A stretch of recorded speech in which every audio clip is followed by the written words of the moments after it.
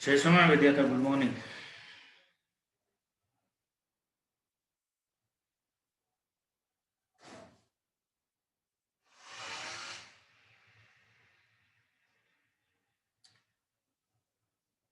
તો કાલે આપણે ઊંડાઈ અને ઊંચાઈ સાથે ગુરુત્વ પ્રવેગમાં જે ફેરફાર થાય છે એની વાત કરી. પૃથ્વીની સપાટીની અંદર ગુરુત્વ પ્રવેગનો અંતર સાથેનો સંબંધ સમપ્રમાણનો છે. સપાટી પર ગુરુત્વ પ્રવેગ મેક્સિમમ થાય છે. સપાટીની બહાર ગુરુત્વ પ્રવેગ અંતર સાથે વ્યસ્ત વર્ગનો સંબંધ ધરાવે છે.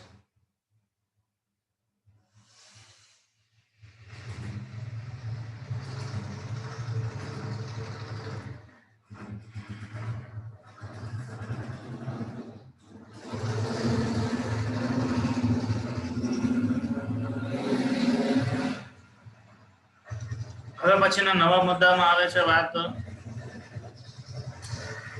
ગુરુત્વ તીવ્રતાની.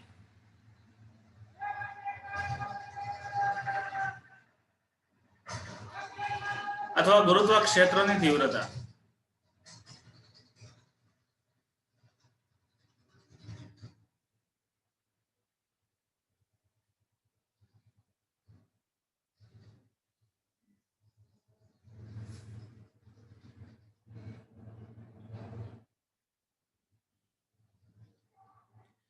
અને ગુરુત્વ તીવ્રતા પછી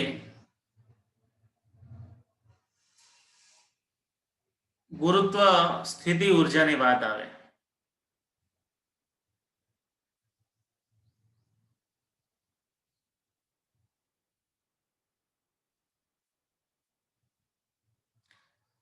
એનસીઈઆરટીની બુકમાં ડાયરેક્ટ ગુરુત્વ સ્થિતિ ઉર્જા સમજાવી છે, પણ ગુરુત્વ સ્થિતિ ઉર્જા સમજતા પહેલા ગુરુત્વ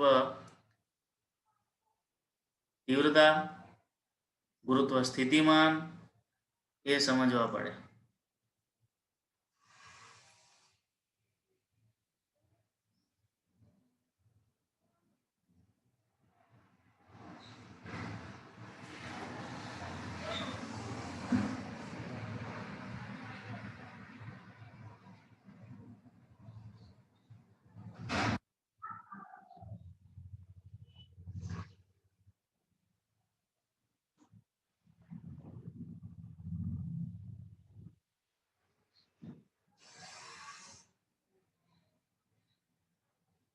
એક મિનિટ ટેલી કરી લો ટેક્સ્ટ બુકમાં.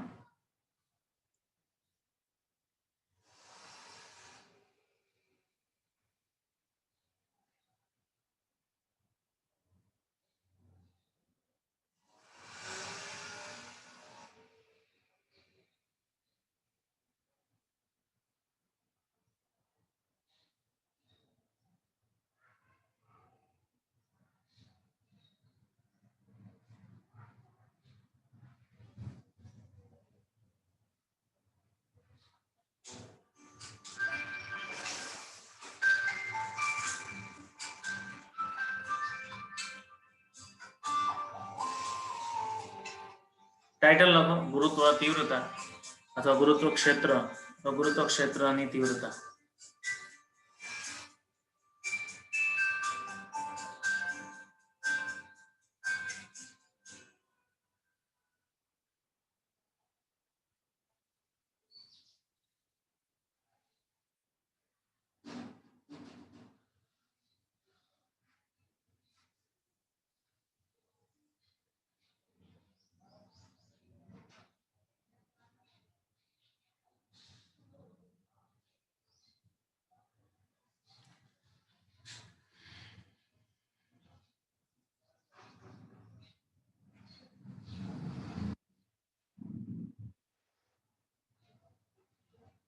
પૃથ્વીના દળને કારણે તે ગુરુત્વ બળ ઉત્પન્ન કરે છે. આ ગુરુત્વ ક્ષેત્રનો એવો વિસ્તાર કે જ્યાં સુધી એની અસર પ્રવર્તમાન. 12 સાયન્સમાં વિદ્યુત ક્ષેત્ર નામનો મુદ્દો આવશે. કોઈ પણ ચુંબક હોય, આમ તો વિદ્યુત ક્ષેત્ર, ચુંબકીય ક્ષેત્ર, ગુરુત્વ ક્ષેત્ર બધા એક સરખા શબ્દો છે. ક્ષેત્ર એટલે વિસ્તાર. માનો કે એક વસ્તુ સમજી શકે, કોઈ ચુંબક છે તો ચુંબકની આજુબાજુમાં એવો વિસ્તાર છે કે એની નજદીકમાં તમે લોખંડની ખીલી લઈ જાઓ એટલે એ ચુંબક એને આકર્ષવાની શરૂઆત કરી દે છે. એને ચુંબકીય ક્ષેત્રનો વિસ્તાર કહેવાય. કે વિસ્તારની અંદર તમે બીજા ચુંબકને લઈ જાઓ અથવા લોખંડને લઈ જાઓ તો તરત જ એને આકર્ષીને ખેંચે અથવા એના પર બળ લગાડે. એમ ગુરુત્વાકર્ષણ બળ, પૃથ્વી એ એક દળ ધરાવતો મોટો ગોળો છે. તો પૃથ્વીની આજુબાજુમાં અમુક અંતર સુધી એ ગુરુત્વ ક્ષેત્રની અસર પ્રવર્તમાન હોય અને એ ગુરુત્વ ક્ષેત્રની અંદર કોઈ પણ બીજો પદાર્થ આવે એટલે એને ગુરુત્વ બળ લાગવાની શરૂઆત થઈ જાય. સફરજન છે ને ઉપર આમ મૂકો તો શું કામ એ પૃથ્વીના કેન્દ્ર તરફ ખેંચાય છે? કારણ કે પૃથ્વીનું કેન્દ્ર એના પર ગુરુત્વાકર્ષણ બળ લગાડે છે. કારણ કે એ સફરજન છે એ ગુરુત્વાકર્ષિત ક્ષેત્રની અંદર છે. ગુરુત્વાકર્ષિત ક્ષેત્રની અંદર કોઈ પણ પદાર્થને તમે આમ હાઈટ ઉપર ફેંકો તો એ હાઈટ ઉપર જાય નહીં, પાછું રિટર્ન ત્યાં જ આવે. શું કામ? કારણ કે ગુરુત્વાકર્ષિત ક્ષેત્રમાં છે. તો પૃથ્વીના દળને કારણે એ ગુરુત્વ બળ ઉત્પન્ન કરે છે અને આ ગુરુત્વ ક્ષેત્રનો એવો વિસ્તાર કે જ્યાં સુધી તેની અસર પ્રવર્તમાન હોય. આ ગુરુત્વ ક્ષેત્ર અથવા ગુરુત્વ બળની કયા વિસ્તાર સુધી અસર પ્રવર્તમાન છે એ વિસ્તારને ગુરુત્વ ક્ષેત્ર કહેવાય. આમ ગુરુત્વ ક્ષેત્ર એટલે ગુરુત્વાકર્ષણ બળની અસર વાળો વિસ્તાર. તો ગુરુત્વ ક્ષેત્ર એટલે શું થાય? તો ગુરુત્વ બળની અસર વાળો વિસ્તાર. તેને સૂત્રાત્મક રીતે નીચે મુજબ લખી શકાય અથવા વ્યાખ્યાયિત કરી શકાય છે. તમારે ગુરુત્વ તીવ્રતાની શું વ્યાખ્યા આપી આ રીતે અપાય: એકમ દળના પદાર્થ પર આપેલ બિંદુએ પદાર્થ પર લાગતા બળને તે બિંદુ પાસેનું ગુરુત્વ તીવ્રતા કહેવાય. એકમ દળના પદાર્થ પર આપેલ બિંદુએ, પૃથ્વીની સપાટીથી માનો થોડા અંતરે તમે જતા રહો, માનો આપણે પૃથ્વીની સપાટી ઉપર જ ઊભા છીએ તો પૃથ્વીની સપાટી પર એકમ દળનો પદાર્થ હોય અને એકમ દળના પદાર્થ ઉપર જે પૃથ્વી બળ લગાડે તો એ જ બળને શું કહેવાય? ગુરુત્વ ક્ષેત્રની તીવ્રતા કહેવાય. તો આપેલ બિંદુએ પદાર્થ પર લાગતા બળને તે બિંદુ પાસે એની ગુરુત્વ તીવ્રતા કહે છે. તેથી તીવ્રતા I બરાબર GME સ્મોલ m ના છેદમાં RE સ્ક્વેર, જ્યાં સ્મોલ m બરાબર શું છે? એકમ છે, એક એકમ લેતા. તો I બરાબર GME ના છેદમાં RE સ્ક્વેર. તો તીવ્રતા I બરાબર કેપિટલ GME ના છેદમાં RE સ્ક્વેર. પછી એટલે આમ જોવા જાવ ને તો ગુરુત્વ પ્રવેગ અને ગુરુત્વ તીવ્રતા બેના સૂત્રો સમાન જ થાય.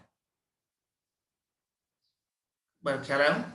કારણ કે સ્મોલ m બરાબર તમારે 1 લઈ લેવાનું હોય, પણ ગુરુત્વ તીવ્રતા અને ગુરુત્વ ક્ષેત્રની તીવ્રતા એ શું છે? સદિશ રાશિ છે. આ સદિશ રાશિ છે અને તેની દિશા ગુરુત્વ બળની દિશામાં હોય. એકમ શું થાય? તો મીટર પ્રતિ સેકન્ડ સ્ક્વેર, કારણ કે પ્રવેગનો એકમ અહીં લાગશે. તમારી બુકમાં નથી આપ્યું પણ આ ગુરુત્વ તીવ્રતા ની વાત 12 સાયન્સમાં વિદ્યુત તીવ્રતા માટે આવશે, વિદ્યુત ક્ષેત્ર માટે આવશે. 12 સાયન્સમાં ચુંબકીય ક્ષેત્રની વાત આવશે, ચુંબકીય ક્ષેત્રના શબ્દમાં પણ આવી જ વ્યાખ્યા આવશે. એટલે ગુરુત્વ ક્ષેત્ર, વિદ્યુત ક્ષેત્ર અને ચુંબકીય ક્ષેત્ર ત્રણેયની વ્યાખ્યા એક સમાન છે, પણ એના સ્વરૂપ જુદા જુદા છે. બરાબર?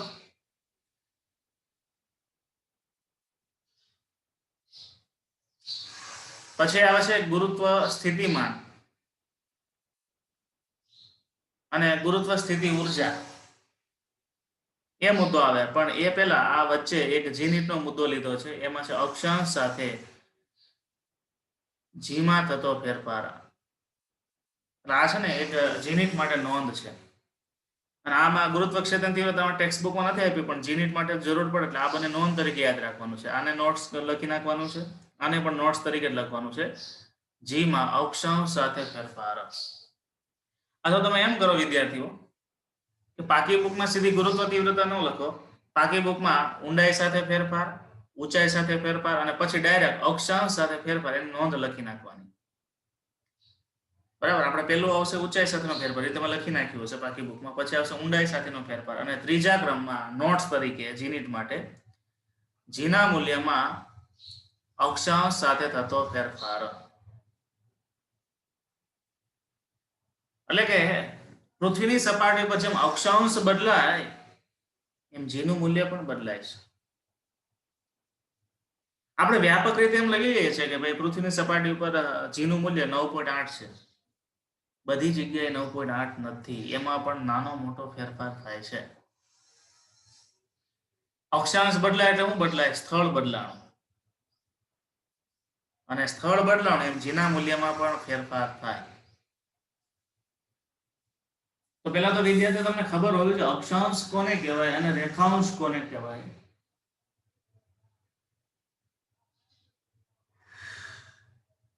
ખબર છે કોઈને? અક્ષાંશ કોને કહેવાય, રેખાંશ કોને કહેવાય? રાઇઝન કરે અક્ષાંશ અને રેખાંશની વ્યાખ્યા અથવા એનો અંદાજ હોય. તમે પૃથ્વીનો ગોળો જોયો હોય તો પૃથ્વીના ગોળામાં આડી ને ઊભી લાઈનો દોરેલી હોય છે. આડી લાઈનો દોરેલી હોય છે ને ઊભી લાઈનો દોરેલી હોય છે. એમાંથી અક્ષાંશ લાઈન કઈ છે? આડી છે કે ઊભી છે?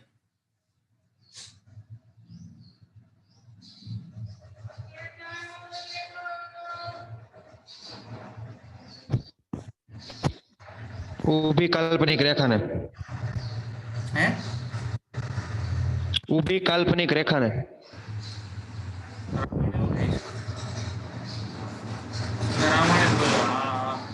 ગુજરિયા શું કહે છે?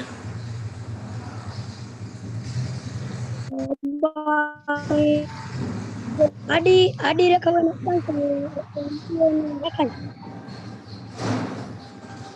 જો ભાઈ રામાણી કે ઊભી રેખા છે અક્ષાંશ છે, ઓલો કે આડી રેખા છે અક્ષાંશ છે. એ સિવાય કોઈ?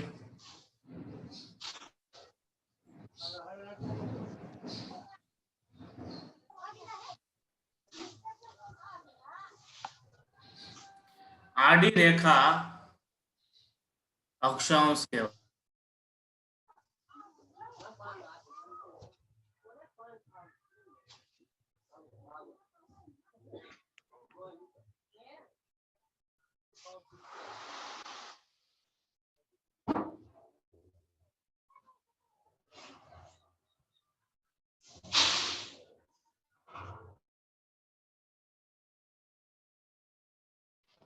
हेलो साहेब,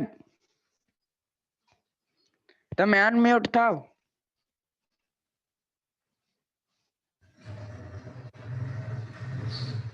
હા, અક્ષાંશની વ્યાખ્યા કોઈ કહેશે? અક્ષાંશ કોને કહેવાય? આડી રેખાઓ છે અક્ષાંશ છે, નો ડાઉટ, અને ઊભી રેખા છે એ રેખાંશ થાય. અક્ષાંશ એ આડી રેખા જ હોય, પણ અક્ષાંશ કેવી રીતે નક્કી થાય? તો અક્ષાંશની વ્યાખ્યા એવી છે વિદ્યાર્થીઓ, ધ્યાન આપજો. પૃથ્વી ઉપર માનો કે તમે અહીંયા ઊભા છો. પૃથ્વી ઉપરનું કોઈ પણ સ્થળનું જે બિંદુ હોય એ બિંદુ એ એના કેન્દ્ર સાથે જોડતી રેખા.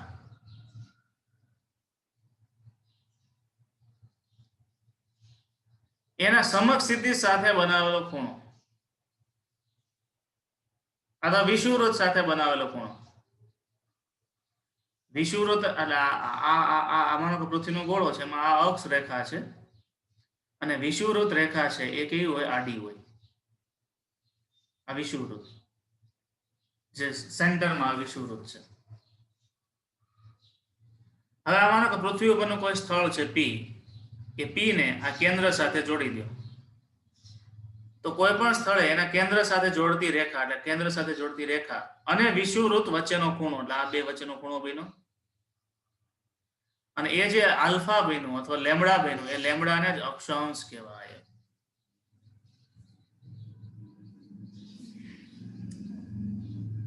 માનો કે કોઈ વ્યક્તિ છે એ વિષુવવૃત્ત ઉપર ઊભો છે, તો આ જોડતી રેખા પણ અહીંયા આવતી રહી. વિષુવવૃત્ત સાથે જોડતી રેખાનો ખૂણો 0 થઈ જાય. એટલે યાદ રાખવાનું, વિષુવવૃત્ત રેખા ઉપર અક્ષાંશ 0 હોય. માનો કે કોઈ પણ વ્યક્તિ છે ધ્રુવ પ્રદેશ ઉપર ઉભો છે, અહીંયા ઉત્તર ધ્રુવ અને દક્ષિણ ધ્રુવ, આ નીચેનો છે નોર્થ પોલ, સાઉથ પોલ છે, ઉપરનો છે દક્ષિણ ધ્રુવ છે, ઉત્તર ધ્રુવ છે. કોઈ વ્યક્તિ છે ઉત્તર ધ્રુવ પર ઉભો છે, તો વ્યક્તિએ જોડતી રેખા અને વિષુવવૃત્ત વચ્ચે બનતો ખૂણો કેટલો હોય? 90 ડિગ્રીનો હોય. તો વિદ્યાર્થીઓ, વિષુવવૃત્ત ઉપર અક્ષાંશ મેક્સિમમ હોય, સોરી, ધ્રુવ પ્રદેશ ઉપર અક્ષાંશ મેક્સિમમ હોય અને વિષુવવૃત્ત ઉપર અક્ષાંશ 0 હોય. એટલે કે હવે આ વ્યક્તિ છે કે વિષુવવૃત્ત ઉપર ઉભો છે કે ધ્રુવ પ્રદેશ ઉપર ઉભો છે, એના આધારે ગુરુત્વ પ્રવેગમાં ફેરફાર થાય. શું કામ? કારણ કે પૃથ્વી સ્થિર નથી, પૃથ્વી ચાક ગતિ કરે છે. એટલે કોઈ બિંદુ અહીંયા હોય, અહીંયા હોય, અહીંયા હોય, અહીંયા હોય, અલગ અલગ જગ્યાએ હોય, ત્યારે આભાસી કેન્દ્ર ત્યાગી પ્રવેગનું મૂલ્ય જુદું જુદું હોય. પૃથ્વીના ભ્રમણને કારણે જીના મૂલ્યમાં ફેરફાર થાય છે. તમને એમ પૂછે કે જીના મૂલ્યમાં ફેરફાર કેવી રીતે થાય? તો ઊંડાઈ સાથે ફેરફાર થાય, ઊંચાઈ સાથે ફેરફાર થાય અને અક્ષાંશ સાથે ફેરફાર થાય. પણ અક્ષાંશ સાથે ફેરફાર થવાનું કારણ શું છે? પૃથ્વીનું ચાક ગતિ, પોતાની ધરી ઉપરની ચાક ગતિ. તો પૃથ્વીની પોતાની ધરી ઉપરની ચાક ગતિને કારણે જીના મૂલ્યમાં ફેરફાર થાય છે.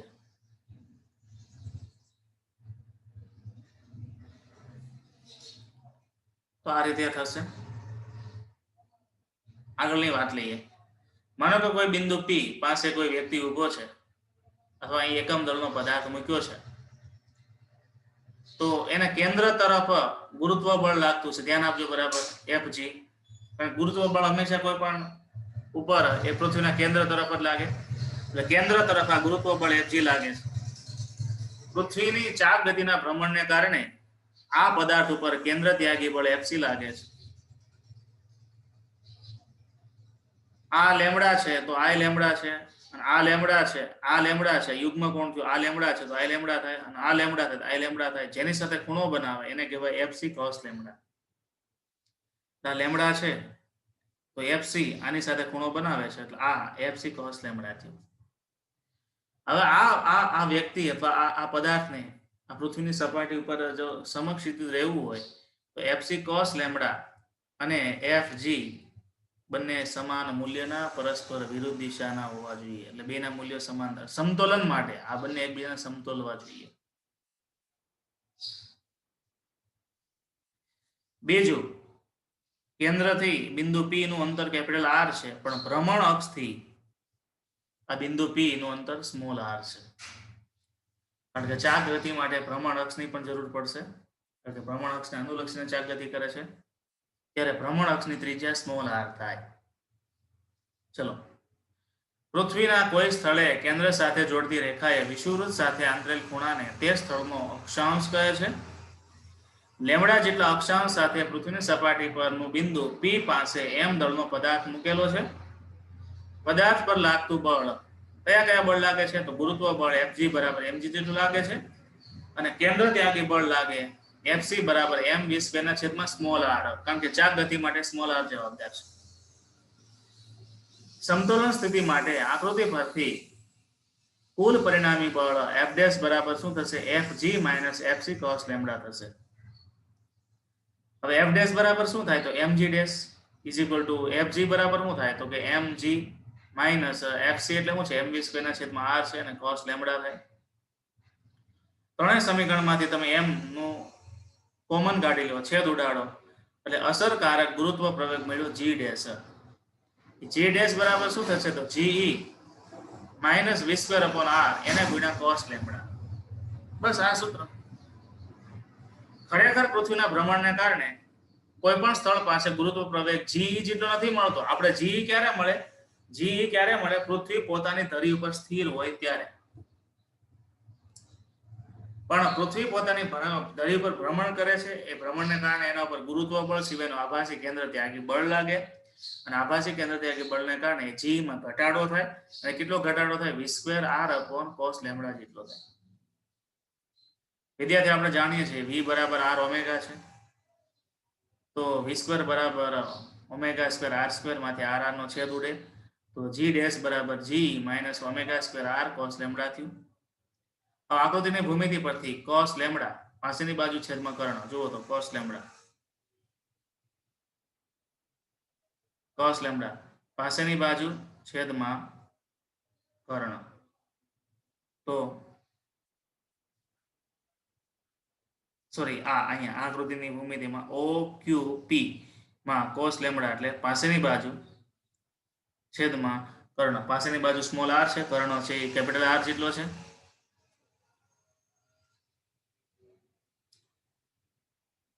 તો cos lambda is equal to small r ના છેદમાં કેપિટલ R ની કિંમત સ્મોલ r બરાબર કેપિટલ R cos લેમ્બડા ની જગ્યાએ મૂકો તો g ડેશ બરાબર g minus r omega square cos square lambda.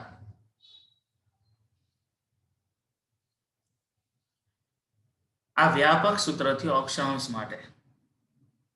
હવે કોઈ વ્યક્તિ છે એ વિષુવવૃત્ત ઉપર ઊભો હોય તો ત્યાં લેમ્બડા બરાબર 0 હોય, cos લેમ્બડા અને cos 0 એ 0 થાય તો પદ જ નીકળી જાય. સોરી, cos 0 એ મેક્સિમમ થશે એટલે 1 થશે, એટલે cos સ્ક્વેર લેમ્બડા બરાબર 1 થઈ જાય. તો વિષુવવૃત્ત પાસે અસરકારક g ડેશ નું મૂલ્ય થશે g ડેશ બરાબર ge minus r omega square, ge minus r omega square.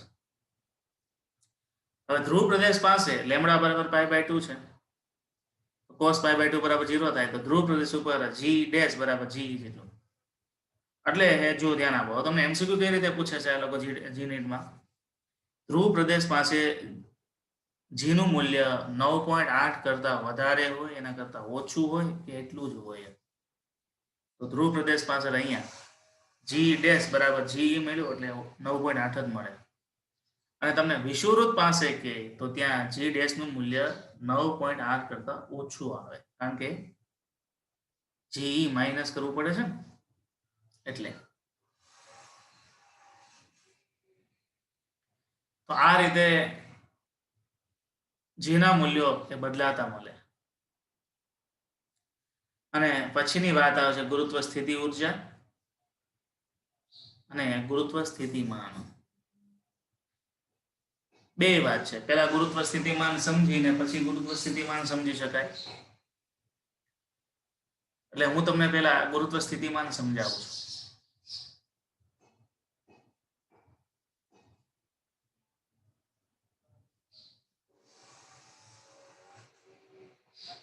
આમ તો ગુરુત્વ સ્થિતિ ઊર્જા પહેલા લઈ લઈએ એટલે એમાં આખી ગણતરી આવી જાય છે. આ મુદ્દો 12મા ની અંદર તમારે વિદ્યુત સ્થિતિમાન અને વિદ્યુત સ્થિતિ ઊર્જાની વાત આવશે. એટલે ગુરુત્વ સ્થિતિમાનની વ્યાખ્યા અને વિદ્યુત સ્થિતિમાનની વ્યાખ્યા બંને સિમિલર છે.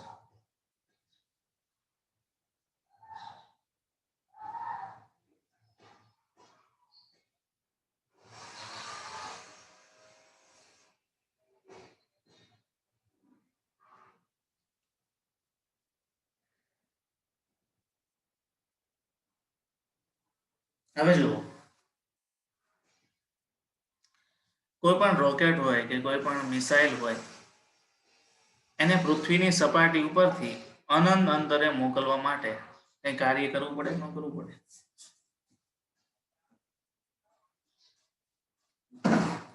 ગુરુત્વ સ્થિતિ ઊર્જા એટલે શું? તો આપણે ગુરુત્વ સ્થિતિ ઊર્જા U ની વાત, U બરાબર mgh એ વાત પણ આવી હતી, યાદ છે? પછી એક એવી વાત પણ આવી હતી ગુરુત્વ ક્ષેત્ર છે સંરક્ષી છે, એ પણ વાત આવી હતી. માનો કે કોઈ પણ પદાર્થ છે એ તમારા હાથમાંથી એમ પડતો મૂકો એટલે હાથમાંથી જેવો મૂક્યો ત્યાંથી લઈને જમીન સુધી આવ્યો ત્યાં સુધીમાં એ ગુરુત્વ બળ સાથે અંતર કાપે છે.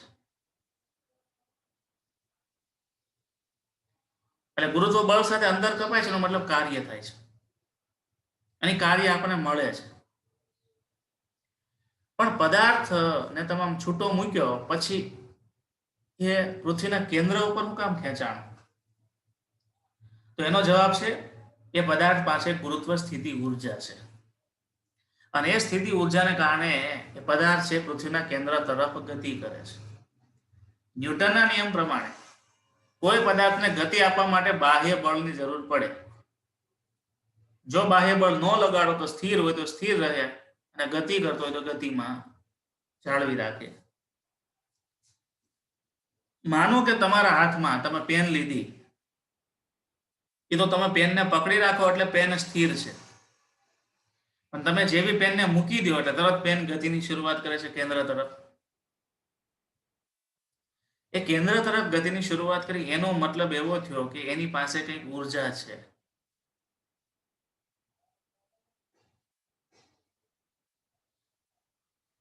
ખરેખર ગુરુત્વ ક્ષેત્રને કારણે, ગુરુત્વાક્ષેત્રના આકર્ષણને કારણે પૃથ્વી ઉપર રહેલો દરેક પદાર્થ પોતપોતાની ઉર્જા ધરાવે છે. એને કહેવાય ગુરુત્વ સ્થિતિ ઉર્જા. કારણ કે સ્થિતિ ઉર્જા કોના કારણે આવી? જેમ આપણે સ્પ્રિંગ ને ખેંચતા હતા તો સ્પ્રિંગમાં સંગ્રહિત થયેલી ઉર્જા આવી હતી અને સ્પ્રિંગની સ્થિતિ ઉર્જા કીધી હતી. સ્પ્રિંગમાં સંગ્રહિત થયેલી ઉર્જાની આપણે વાત થઈ છે આગળના ચેપ્ટરોમાં, કાર્ય ઉર્જા પાવરમાં.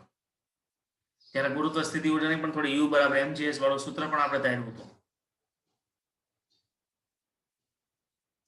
હવે ખરેખર ગુરુત્વ ક્ષેત્ર અને ગુરુત્વ સ્થિતિ ઉર્જાને આપણે વાત સમજવી હોય તો કોઈ પદાર્થને પૃથ્વીની સપાટી પરથી અનંત અંતરે મોકલવો હોય તો કાર્ય કરવું પડે. એમ કોઈ પદાર્થને અનંત અંતરેથી પૃથ્વીની સપાટી પર લાવવા માટે પણ કાર્ય કરવું પડે. એ તો આકર્ષણ છે એટલે કાર્ય નથી કરવું પડતું, કાર્ય મળે છે.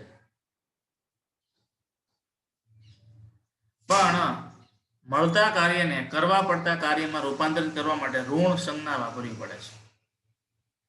એટલે ગુરુત્વ સ્થિતિ ઉર્જાની વ્યાખ્યા શું થાય ખબર છે? માનો કે આ કોઈ પદાર્થ છે અનંત અંતરે છે, તો અનંત અંતરે હોય ત્યાં એની સ્થિતિ ઉર્જા શું હોય? 0 હોય. શું કામ? કારણ કે પૃથ્વીથી અનંત અંતરે જાઓ તો પૃથ્વીથી અનંત અંતરે પૃથ્વીનું ગુરુત્વાકર્ષણ બળ લાગતું નથી. બરાબર સમજો.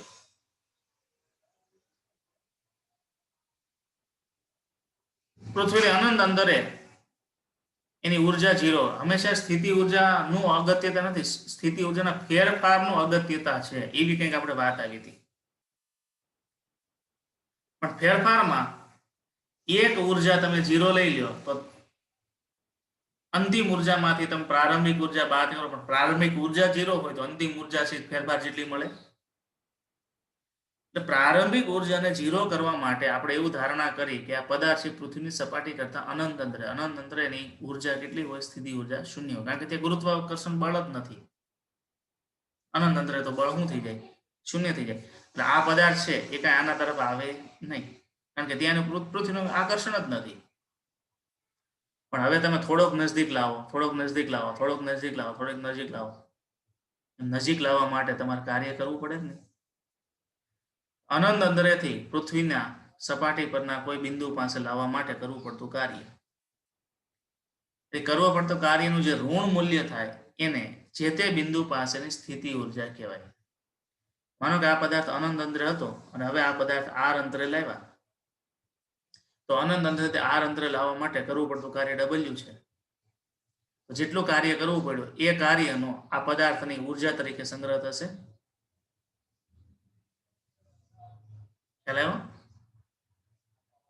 તમે જે કાર્ય કરો છો એ કાર્ય એમાં ઉર્જા તરીકે સંગ્રહ પામશે અને એ સંગ્રહ પામતી ઉર્જા એને આ બિંદુ પાસે પૃથ્વીની સ્થિતિ ઉર્જા કહેવાય. હવે ઊંધી રીતે વિચારો, રિવર્સમાં. માનો કે આ પદાર્થ અહીંયા છે ને અનંત અંતરે મોકલવો છે તો મિસાઇલ વડે કાર્ય કરવું પડે કે ન કરવું પડે? માનો કે પદાર્થ પૃથ્વીની સપાટી ઉપર છે, પૃથ્વીની સપાટી ઉપરથી એને પૃથ્વીથી ઘણો બધો દૂર મોકલી દેવો છે તો સેટેલાઇટ વડે કાર્ય કરવું પડે કે ન કરવું પડે? તો જેટલો નજદીક એટલું વધારે કાર્ય કરવું પડે, કારણ કે પૃથ્વીની સપાટી ઉપરથી અહીંયા મોકલવું હોય છે તો વધારે કાર્ય કરવું પડશે. પૃથ્વીની સપાટી પહેલેથી દૂર હોય ને પછી એને આગળ મોકલો તો ઓછું કાર્ય કરવું પડે, કારણ કે સ્થિતિ ઉર્જા ઘટી જાય. ખ્યાલ આવ્યો? તો હવે તમારે પૃથ્વી આ બિંદુ પાસેની સ્થિતિ ઉર્જા ગણી, પણ તમારે પૃથ્વીની સ્થિતિ ઉર્જા ગણવી હોય તો ક્યાંથી ક્યાં સુધી લાવવો પડે? અનંત અંતરેથી પૃથ્વીની સપાટી સુધી લાવવો પડે અને સપાટી સુધી લાવવા માટે કરવું પડતું કાર્ય જે ઋણ મૂલ્ય છે એને પૃથ્વીની સપાટીની સ્થિતિ ઉર્જા કહેવાય. તો એમ દળના પદાર્થને ગુરુત્વાકર્ષણ ક્ષેત્રમાં અનંત અંતરેથી આપેલ બિંદુએ લાવવા માટે કરવા પડતા કાર્ય ના મૂલ્યને તે બિંદુ પાસેની સ્થિતિ ઉર્જા કહે છે. કરવું પડતું કાર્ય એટલે ઋણ થઈ ગયું ઓટોમેટિક, બરાબર. તો લાવવા માટે કરવા પડતા કાર્ય ના મૂલ્યને તે બિંદુ પાસેની સ્થિતિ ઉર્જા કહે છે. આકૃતિમાં દર્શાવ્યા મુજબ પદાર્થ પર લાગતું ગુરુત્વ બળ કેટલું છે? Fg બરાબર Gm ના છેદમાં r સ્ક્વેર છે, કારણ કે x અંતરે છે. ધારો કે અત્યારે તમે r જેટલું અંતર નથી કાપતા અને અહીંથી આમ dx જેટલું અંતર કાપો છો, અને dx જેટલું અંતર કાપતા કાપતા કાપતા માનો કે x જેટલા અંતરે આવ્યા, તો x જેટલા અંતરે ગુરુત્વ બળ કેટલું? એટલે પૃથ્વીના કેન્દ્રથી x જેટલા અંતરે પૃથ્વીના કેન્દ્રથી x જેટલા અંતરે ગુરુત્વ બળ કેટલું? Fg બરાબર Gm ના છેદમાં x સ્ક્વેર. હવે dx જેટલું અંતર કાપવા માટે કરવું પડતું કાર્ય કેટલું? તો dw, અને dw બરાબર શું થાય? Fg dx થાય. તો Fg બરાબર શું થાય? Gm ના છેદમાં x સ્ક્વેર એને ગુણ્યા dx થશે. હવે કુલ કાર્ય કરવું હોય તો શું કરવું પડે? તો કુલ કાર્ય માટે સંકલન કરવું પડે. અને ક્યાંથી ક્યાં સુધી? તો અનંત અંતરેથી લઈ અને r સુધી તમે આવો છો, તો અનંત અંતરેથી r વચ્ચેનું સંકલન લેતા, તો ચલો કુલ કાર્ય માટે સંકલન લેતા, તો કાર્ય w બરાબર infinity to r of dw. dw બરાબર શું છે? Gmem અપોન x સ્ક્વેર એને ગુણ્યા dx. માંથી Gmem ને તમે કોમન કાઢી લો, બરાબર. એટલે 1 અપોન x, એટલે x ને કરતા બનાવો, એટલે 1 અપોન x સ્ક્વેર નું સંકલન શું થશે? -1 અપોન x થાય. આપણે નિર્ણય આગળ અપર લિમિટ r અને લોઅર લિમિટ ઇન્ફિનિટી, કારણ કે શરૂઆત ઇન્ફિનિટી થી કર્યું છે અને r સુધી આવ્યા છો, તો x ની જગ્યાએ r મૂકો અને x ની જગ્યાએ ઇન્ફિનિટી મૂકો, એટલે -1 upon r minus minus plus 1 upon infinity. અહીં સુધારો કરો, -1 upon r -1 upon infinity. 1 upon infinity શું થાય વિદ્યાર્થીઓ? 0. તો -1 અપોન x માઇનસ શું બતાવે છે? કરવું પડતું કાર્ય, એટલે ઋણ મળ્યું. તો w બરાબર Gmem અપોન r. વ્યાખ્યા પરથી p બિંદુ પાસેની સ્થિતિ ઉર્જા up બરાબર w is equal to Gmem ના છેદમાં r. બરાબર. આ સૂત્ર મોસ્ટ આઈમ્પી. એટલે એવું માનો કે પૃથ્વીની સપાટી ઉપર અનંત અંતરે તમારે સ્થિતિ ઉર્જા ગણવી છે, સમજજો બરાબર. તો અનંત અંતરે r બરાબર ઇન્ફિનિટી હોય, તો r બરાબર ઇન્ફિનિટી મૂળવું ઉપરના સમીકરણમાં, તો અનંત અંતરે સ્થિતિ ઉર્જા શું થઈ જાય? 0. અને પૃથ્વીની સપાટી ઉપર તમારે સ્થિતિ ઉર્જા ગણવી છે, ધ્યાન આપજો. તો સ્મોલ r બરાબર r મૂકવું પડે. સ્મોલ r બરાબર r મૂકો, -Gmem અપોન r મૂકો, એટલે આ પૃથ્વીની સપાટી ઉપર શું આવી ગયું? સ્થિતિ ઉર્જા આવી ગઈ. ઋણ નિશાની સૂચવે છે કે પદાર્થ પૃથ્વીના બંધનમાં બંધાયેલો છે. જ્યારે કોઈ પણની ઉર્જા સ્થિતિ ઉર્જા ઋણ આવે એનો મતલબ સમજવાનો એ પૃથ્વી, એટલે હવે તમે ઇવન તમારું બોડી છે, તમારું પોતાનું દળ છે એમ જેટલું છે, તમે પૃથ્વીની સપાટી ઉપર છે, એટલે પૃથ્વીએ તમને એટલી બંધન ઉર્જાથી બાંધી દીધા, એટલા માટે તમે પૃથ્વીને છોડી શકતા નથી. ખ્યાલ આવ્યો? તમે ગમે એવો જમ્પ મારો, પૃથ્વી પાછું પોતાના બંધનમાં ખેંચી લે છે. એનું કારણ કે ઉર્જા ઋણ છે, એટલે અહીંયા બધા તમે ઋણ મૂકી દે, બરાબર. અને બીજી આગળની જે વાત છે એને આપણે કાલે લઈશું. મારે લેપટોપની બેટરી લો છે એટલે આગળ પીરિયડ નહીં લઈ શકાય. u બરાબર mgs કઈ રીતે આવે GME ના સૂત્ર પરથી, એની વાત આપણે કાલે કરીશું. અહીંયા આપણે ક્લાસ પૂરો કરીએ. બીજો કોઈ કઈ ક્વેશ્ચન હોય આને લગતો એ પણ આપણે કાલે ડિસ્કસ કરીશું. બહુ અગત્યના મુદ્દા છે. બંધન ઉર્જા અને બાર સાયન્સ માટે ખૂબ ઉપયોગી છે. જય સ્વામિનારાયણ.